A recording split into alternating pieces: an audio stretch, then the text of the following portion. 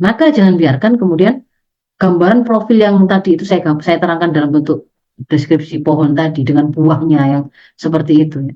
Jadi akar akidah Islam melahirkan pohon kepribadian Islam dan berbuah sifat-sifat perilaku unggul dan tangguh gitu. Itu jangan sampai kemudian dilemahkan, mau dirusak atau dilemahkan. Entah itu dengan cara digoyang akidahnya dengan mengatakan enggak, Tuhan itu enggak hanya Allah, karena semua agama benar, semua agama sama misalnya. Itu berarti akarnya itu sudah dirusak, digoyang. Atau kemudian misalkan digoncang dalam hal keterikatan kita kepada aturan Allah untuk menjalani hidup. Tadi kan bahwa kita meyakini kalau saya itu hamba Allah, berarti saya hidup harus sesuai dengan aturan Allah. Ini kemudian digoyang atau dirusak misalkan dengan cara penyebaran secara masif ide sekularisme.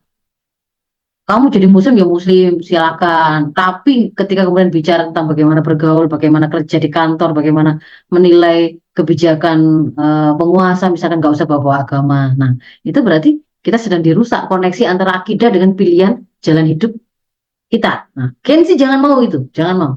Termasuk juga ketika kemudian tadi itu ya, untuk bisa mendapatkan profil yang kuat bahwa kita itu selalu tampil sebagai generasi yang taat di dalam semua kondisi. Itu kan berarti mengharuskan kita mengilmui semua tuntunan-tuntunan Islam tadi itu dalam seluruh aspeknya.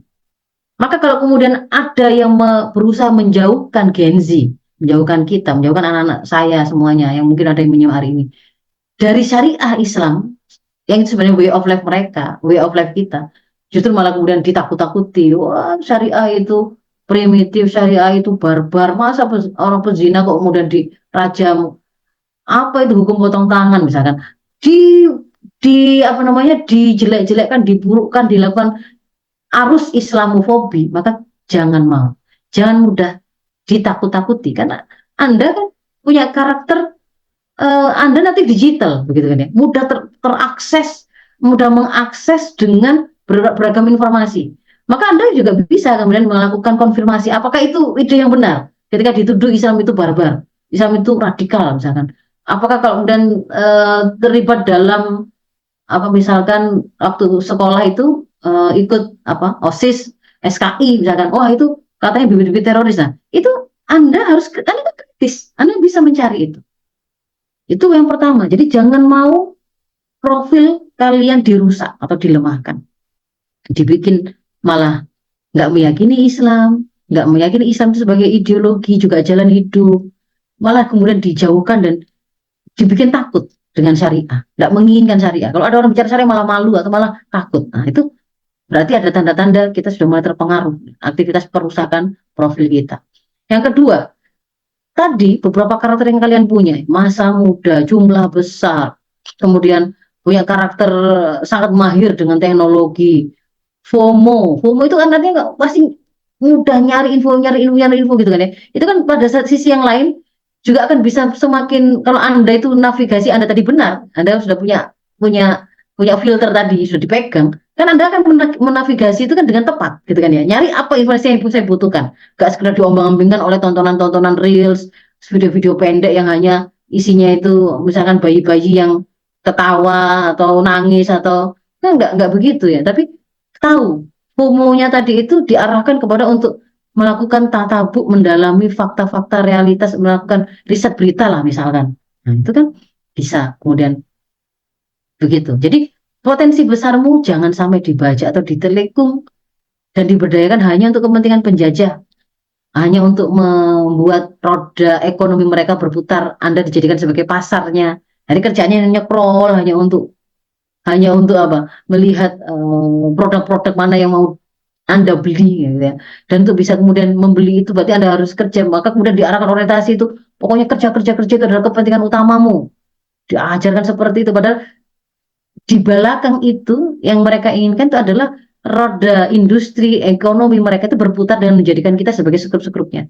Misalkan yang contoh terbaru kan melalui proyek MBKM ada berapa, ada sekitar 80-an ya mahasiswa kita yang ikut magang ke Jerman dan ternyata di sana dijadikan ini seperti perdagangan manusia ya. Mereka dijadikan seperti budak atau pekerja ya, pekerja paruh waktu atas nama program yang itu dimasukkan dalam kurikulum MBKM. Itu kan sebenarnya baru kelihatan itu kalau oh ternyata kurikulum yang disebut-sebut sepertinya itu adalah solusi untuk mengurangi pengangguran MBKM. Ternyata itu kalau kemudian kita telusuri di belakangnya memang ada agenda para para penjajah atau agenda negara-negara yang hari ini itu mendominasi ekonomi itu untuk kemudian memanfaatkan besarnya kemudaannya generasi muda kita. Dan jangan mau kalau kemudian malah justru diperalat, justru jadi tangan-tangan atau lisan-lisan yang mencegah kemunculan benih peradaban Islam. Yang dengannya sebenarnya akan mengakhiri hegemoni penjajah. Misalkan, kok malah kita malah dijadikan duta duta moderasi beragama yang justru mengajarkan semua agama itu sama, semua agama benar, itu justru menggoyang menggoyang akidah anak-anak kita, menggoyang generasi teman-teman kalian. Yang kemudian justru kita malah jadi duta yang berusaha menggambarkan atau mempopulerkan Islamofobi dengan menggambar-gambarkan kearifan lokal dan menolak apa-apa yang kemudian berasal dari syariah seperti pakaian yang menutup aurat, pergaulan yang kemudian tidak bebas dan seterusnya misalkan. Jangan mau begitu. Ataupun kemudian malah dijadikan sebagai tangan untuk menghancurkan eksistensi peradaban Islam dan sisa-sisa pengaruhnya. Bahkan misalkan ikut-ikutan menyuarakan, oh iya khilafah itu bagian dari eh, apa namanya radikalisme. Padahal kalau kemudian Anda mau membuka sebagai Gen Z yang sangat mahir dalam dunia digital dan terkoneksi dengan beragam informasi, Anda akan bisa dapatkan informasi yang lebih akurat bahwasanya khilafah itu bagian dari ajaran Islam. Jangan mau kalau kemudian jadi tangan-tangan tulisan-tulisan yang malah kemudian membuat video menyampaikan justru serangan kepada syariah, serangan kepada khilafah, serangan kepada Islam kafah. Jangan mau. Justru itu sebenarnya adalah sesuatu yang harus Anda perjuangkan. Dan jangan mau kalian dijauhkan dari semua hal yang bisa membangkitkan kalian. Misalkan justru upaya-upaya dakwah yang mengajak kalian untuk lebih dekat pada Islam, mengenal sebagai Islam kafah atau ideologi Islam sebagai way of life, lalu kemudian itu dijauhkan, nah itu jangan mau.